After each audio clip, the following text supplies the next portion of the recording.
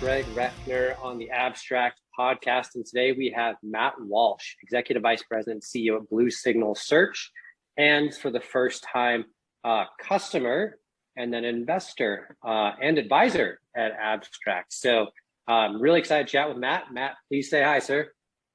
Hi, Greg. Thanks so much for having me. Really excited to be here. Yeah, we're excited to have you.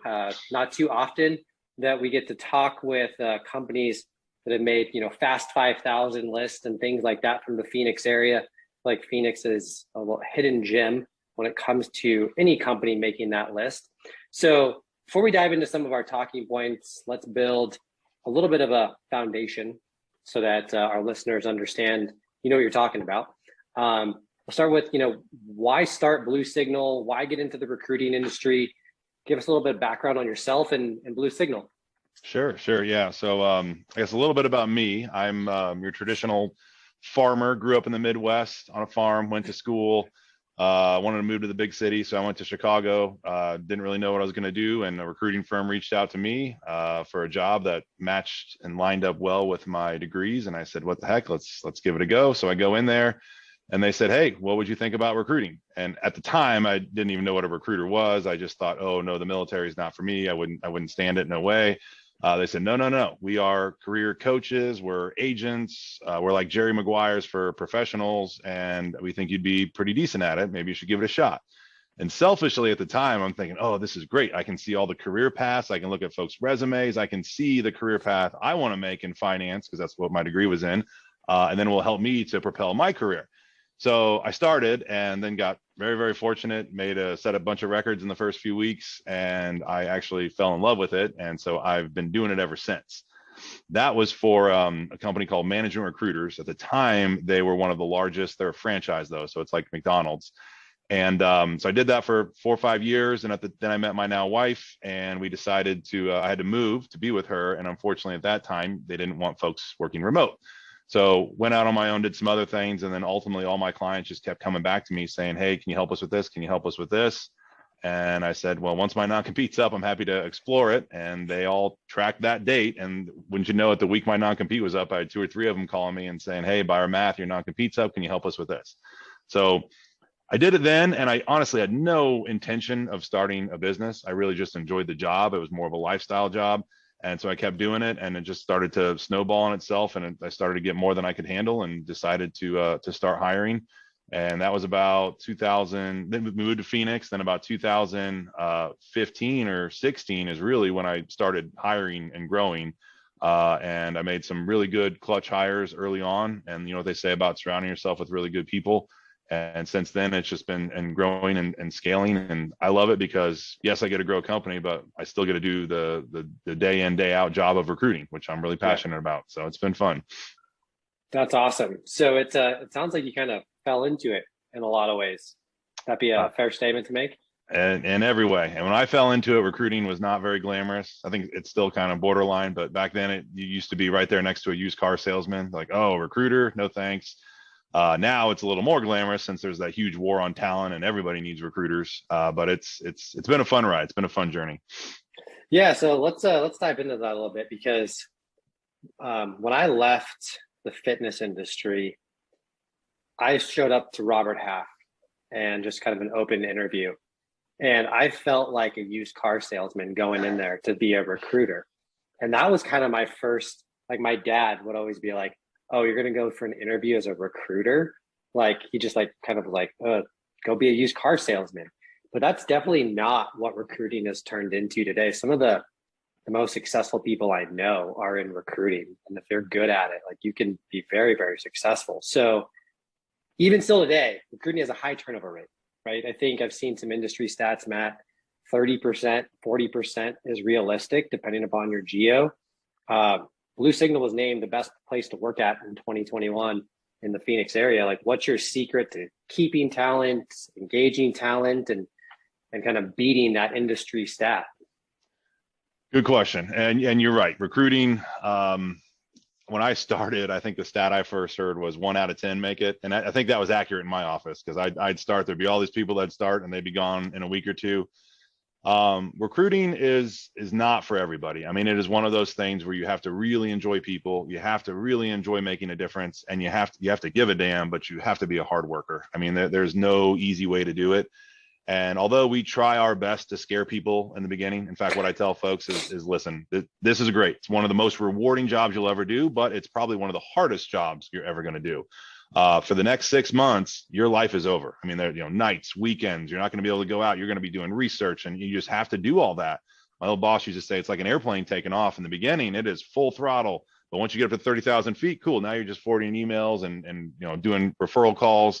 But in the beginning, it's a lot of hard work. And so we do our best to try to set these expectations early on that, there's a lot of good recruiting firms out there. They all have their own training process and tools and softwares. And here's what we do. Here's why. Here's our expectations. And I actually, my team doesn't like it when I do this sometimes, but I say, listen, you should interview other recruiting firms too. Don't just interview with us. Go to the other ones. See what are the pros and the cons. And I want you to come to us because you want us. The job's going to always be here, whether it's now or 3 years from now. We're always hiring. We're always growing. And I think it's just letting them know that there is no pressure, letting them know once you come in, here's the expectations for the first 6 months. Let's agree to that. Let's put this plan together, and then let's follow up on it. And we've been fortunate enough to scale and have so many folks that they're hungry, they're motivated. And then there is that growth path where they can become managers, they can become leaders, then they hire recruiters underneath them. And it's just that ability to really show that career path, manage those expectations early on, have all the tools to be successful. But then for me personally, I think one thing that stands out is I'm still doing this job today. So I'm not any of the, they say the CEO in the ivory tower. I'm far, although I have a nice window here, I'm the farthest thing from it. I am in the trenches every single day, making the exact same calls everybody else is. So if I suggest doing something, it's not because I'm telling you to do it, it's because that's what I just did earlier today and it worked. And so I think that resonates a lot when I lead by example versus lead in telling folks what to do. Yep, I love that. And then it allows you to have like a finger on the pulse of what's going on, what people are facing. Like you kind of could, I think it'd be very easy to get almost removed from what's going on if you're not in the trenches every single day with your team, right? Yeah, absolutely. It helps. And selfishly, I actually just enjoy doing it. There's some days I like being the CEO. There's other days, just give me a phone and give me a chair. I just want to recruit today and pound out a bunch of calls. So it gives me that flexibility. Yeah, absolutely. That's awesome. Well, let's talk about your day to day and how you use technology to think about not only kind of growing your company, but optimizing your day. I had a quick peek at your calendar one day, and that was a scary thing looking at your calendar, Matt. So efficiency, optimizing your use of time are obviously important things to someone like yourself that's in the trenches and, being CEO of a fast growing company. So how has technology played a role in your success? Great question. I'm a technology junkie. I love this stuff. When I first got into recruiting, and you can't make this up, when I first sat down, there was an ashtray on the desk, by the way. So there were actually literally ashtrays on the desk, because back then recruiters would just be pounding cigarettes as they're making calls. That actually, the next year though, they took those away. We had this old DOS system. It was called Safari. I'm not sure if it's still in existence anymore, but about as old, dated system as possible. And you had a phone. And I remember when I came in, my boss at the time, Anita, bless her heart, still stay in touch with her. She came in and she said, okay, here's the phone book. Here's the phone. Clients are in the yellow pages. Candidates are in the white. Go. And I'm thinking, okay. So I opened the book and I just called the first number on there. And she goes, okay, we're not really that barbaric, but I just want to make sure you do it. I'm like, yeah, I have no problem. I'll call anybody. I don't care. And we got some other tools then, but one of the things I just couldn't stand in business in general is, hey, listen, we're going to do it this way because that's the way we always do it. And I said, that just makes no sense to me.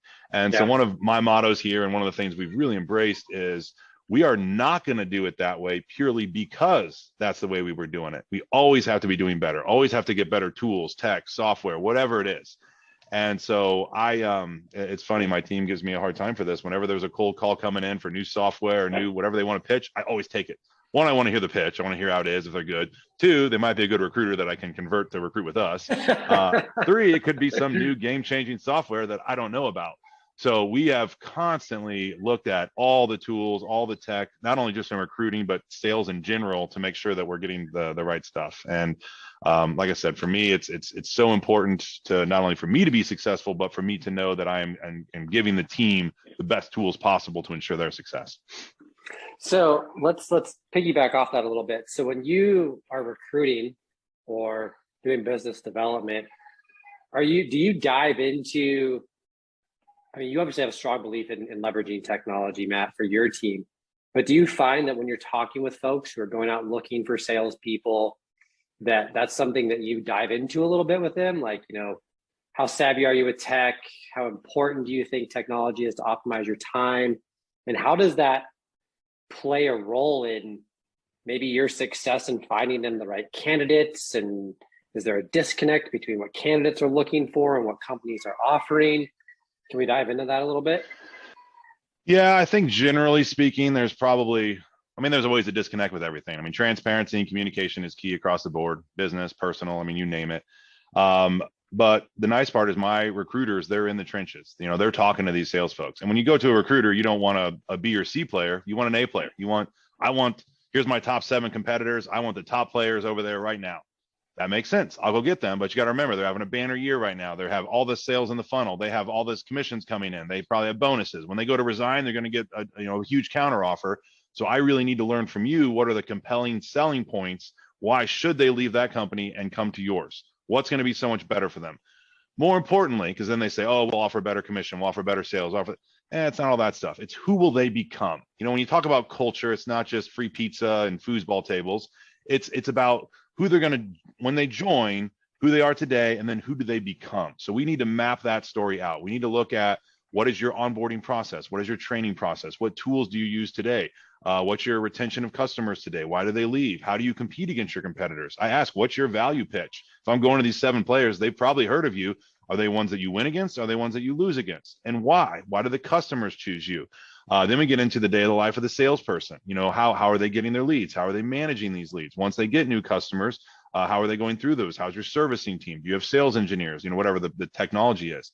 And so we're really doing a deep dive into this. And some of our hiring managers are caught off guard because they don't have all the answers, which is fine. We'll work with you on building this plan, on building to make sure you can clearly communicate to your direct competitors, you're going to be much better over here.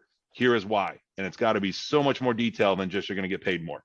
And I think as we map that out, we talk about some of the failures they've had in the past. Talk to me about some of the bad hires. Why didn't they work out? Talk to me about some of the great hires. Where did they come from? What have you learned? What have you adjusted in your onboarding process to accommodate for that? And I think as you talk to some of these sales leaders, hearing how they've adjusted, hearing how they are open and receptive to the market, really defines them as a good leader. And a lot of times they'll say, ask anyone on my team about me and how I lead and how I'm always there for them.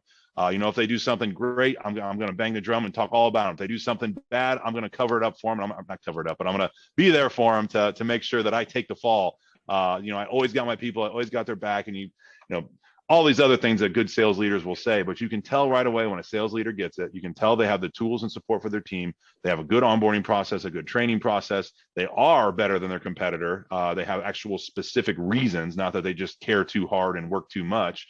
And then on top of that, they can really create that amazing life for that person to come on board.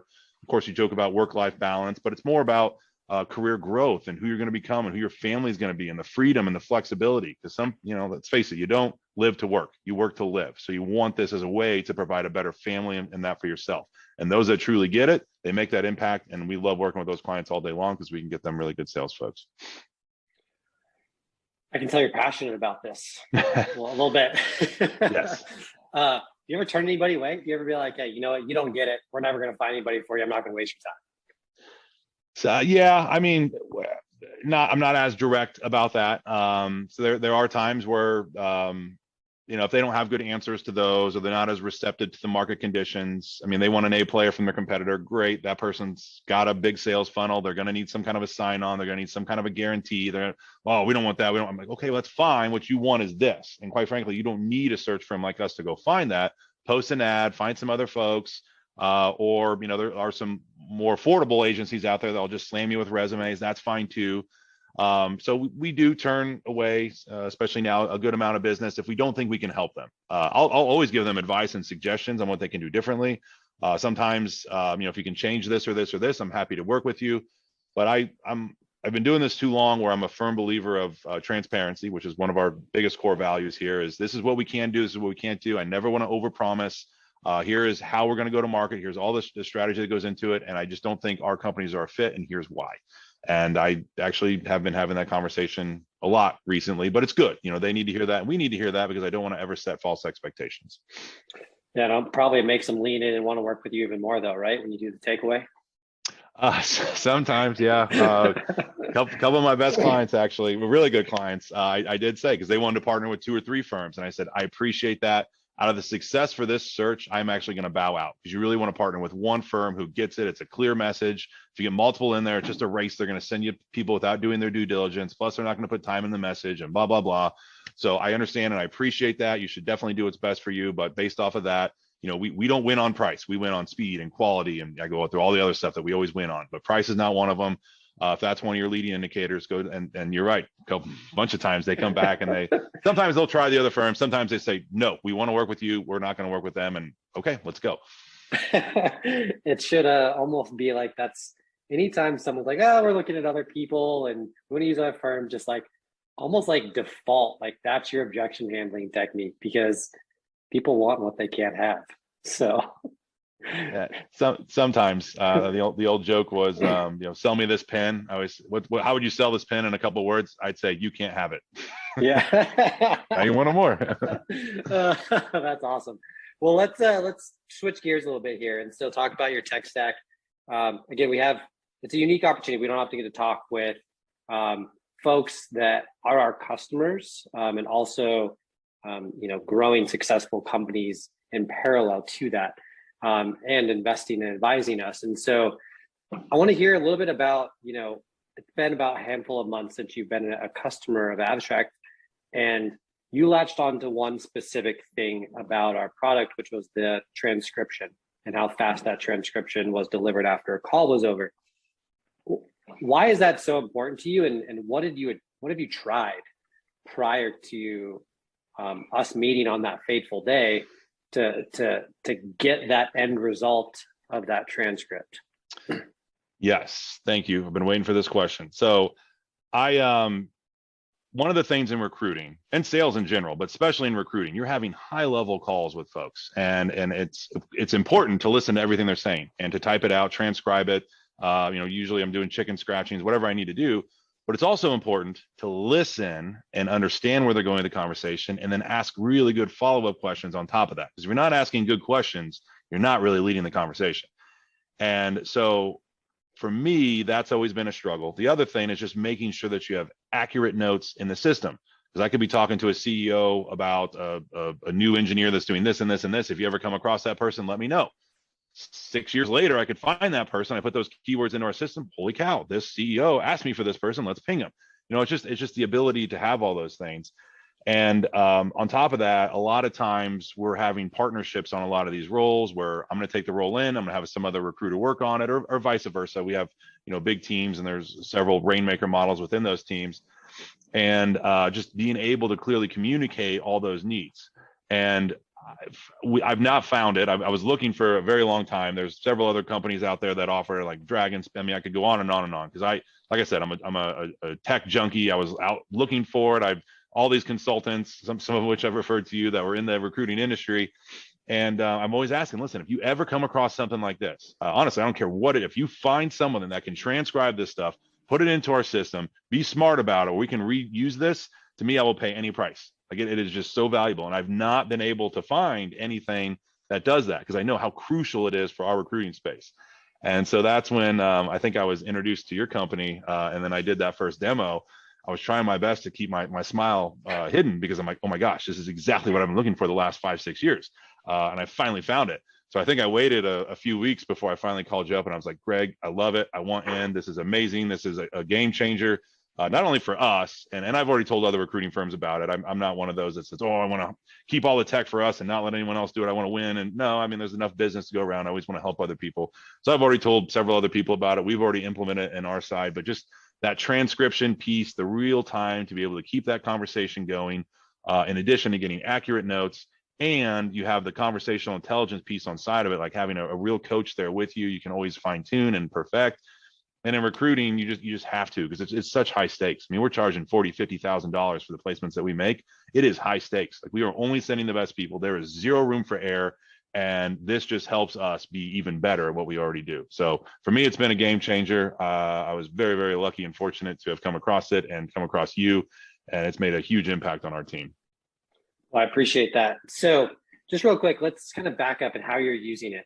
So you're, I think it's called like an intake or an onboarding call, where you, this is really mainly where it's being deployed right now.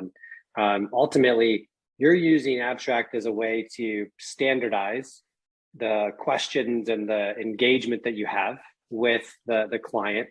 And then the real value is being able to take that within like 3 seconds after a call is over, and then go and access everything that had just happened on that call, move it over to your applicant tracking system, instantly find the key points that you wanted before going on to your next call, as opposed to having to wait to go back and listen to it, or wait for the call to be processed and then transcribed at a later date. You can literally just end the call, do your action items, and move on, right?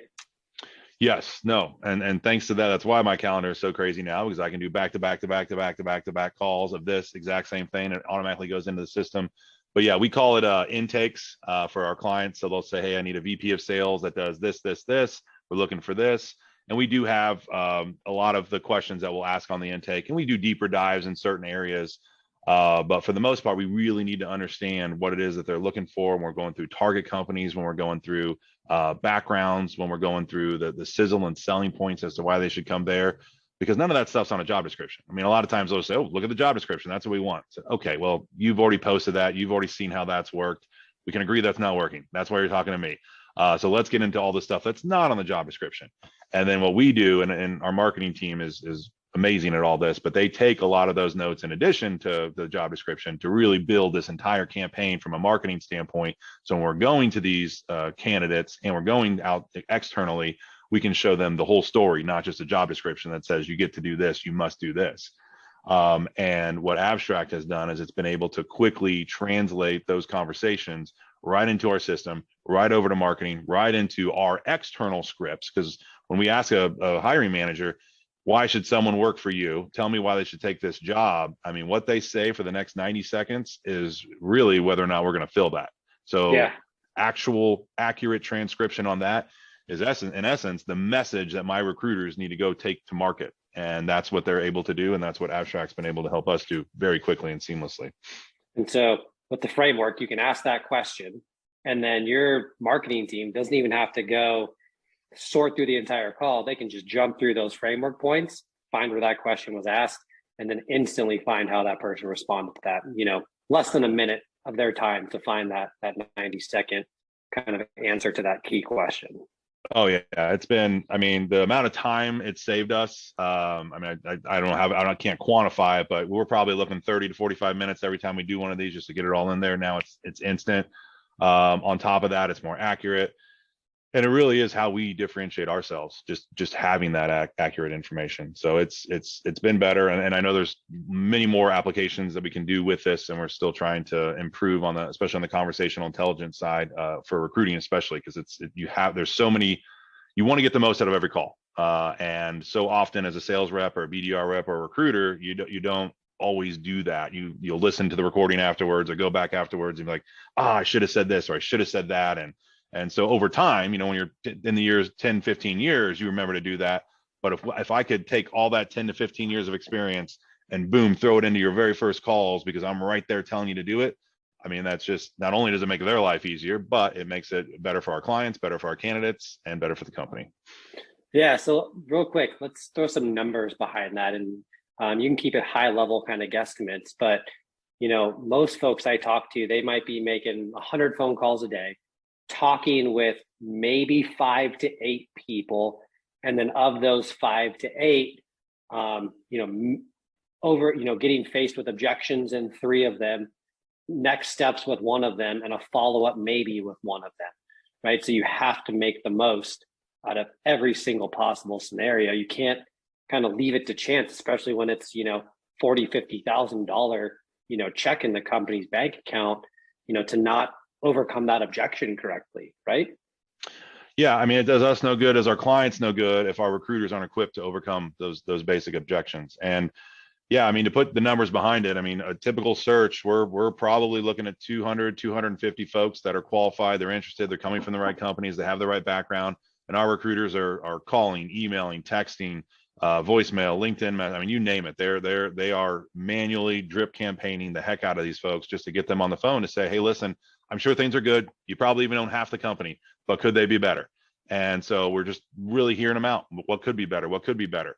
And we're never telling them anything about our client. We never want to fit a square peg in a round hole. But after we learn who they are and what they're doing, you're right. The numbers will show through. Of the 2 to 250, usually we'll identify 5 to 6 that are probably good fits that probably would be presented. From there, we narrow it down to 2 to 3 to get one hire. So there's so much work that goes on there. But if you think about it, was that one hire out of those 250 that we went through, the man hours to go through those 250. And if that one objection was not handled the right way, well, now that's gone. And you've wasted so much time, so much effort, and you're not going to have a happy client either. So you got to make sure you do that. It's crazy. It's crazy that all that work, all that money can ultimately come down to that one interaction that you have with that person, which is, applicable recruiting, B2B, B2C, basically anywhere, right? Like that one chance at overcoming that objection or asking that right question is so pivotal in any business, in every aspect of life, actually. So, Matt, paying attention to time, I want to bundle all this up, kind of wrap all this up. So you guys are kicking ass in recruiting world. Blue Signals, obviously marquee recruiting firm in the Phoenix area. I know you guys also work nationwide. Talking to our audience, recruiting leaders, even business leaders in general, what kind of advice, maybe the top 2 pieces of advice would you give folks that, are thinking about growing a company or thinking about how to deploy technology or just advice in general? Well, I'd say that's a good question. I probably have a couple different ones. So the first one is, if you're really trying to hire or grow a team or build a team, you have to start and think, would I want to work for me and why? What are those items there? And you really need to be able to clearly articulate those to get anybody to work for you. I mean, it's really just about being able to sell the opportunity, selling all that stuff around you. So you need to work on the value pitch. You need to have good process, procedure, and structure in place. You need to understand your onboarding process, what works, what doesn't work. All too often, sales leaders it was just the wrong hire. Was it? I mean, for me, and that's why our rates are much higher than the industry average, because every single person that comes through here, if they didn't work out, I never say it was their fault. I never say it was our training's fault. I say it was my fault. Something was wrong. Either the training was wrong, the onboarding was wrong, something was wrong. And we got to make sure we learn from it, we fine tune it. So always learn from those. Never think it's perfect. If you think it's perfect, it's probably not. So you can always be adjusting, always learn from it, always poll and ask your folks what's working well, what's not, what barriers can I remove for you, how. And then as you're growing and scaling, you just need to remember that they're all people. And, behind that person, behind that resume is an actual human being with a family, with feelings, with all the other stuff. So you have to be humble. You have to be able to get level with them and understand that, yes, it's business. Yes, we need to focus on high performance, but at the same time, we have our lives behind us too. And we have to make sure we're doing it all for the right reasons. And I think if you can master those 3 things, the selling pitch, the process and procedure, and fine tuning that, continuous improvement, and be human and give a damn, I think that really is a good combination to make sure you're growing in the right place. I think we're going to name our podcast that, Be Human and Give a Damn. What do you think, Claire? I love that. So you talk about ownership. Extreme Ownership is probably one of my favorite books by a Navy SEAL named Jocko Willink. And he talks about, own everything, because when you own it, it allows you to take responsibility for it. When you make excuses, right? You separate yourself from the outcome. And when you do that, you don't have any control over it. And so I do believe that is a fundamental characteristic of anybody who leads a successful company, is coming from a place of ownership of outcomes, good or bad. And so I love that you talked about that, and just be human. anything over the past couple of years, that's what's taught us. It's taught us that is just be human, let people be human, understand that family is important. And the companies that are recognizing that, owning that, and leading with that are the ones that are winning that talent war, allowing people to work from home and be flexible with taking their kids to the doctor, all that stuff. So Matt, appreciate your time today. As always, pleasure, sir. And thank you again for being a customer and advisor and investor. We're lucky to have you on board and a fan of Abstract. Yeah, no, I really appreciate the time, Greg. It's been fun. And yeah, absolutely. Love Abstract. Love everything you're doing for us. You make our job so much easier and so much more fun. So thank you for all that you do. Appreciate it. Absolutely. Take it easy, Matt. All right. Bye for now.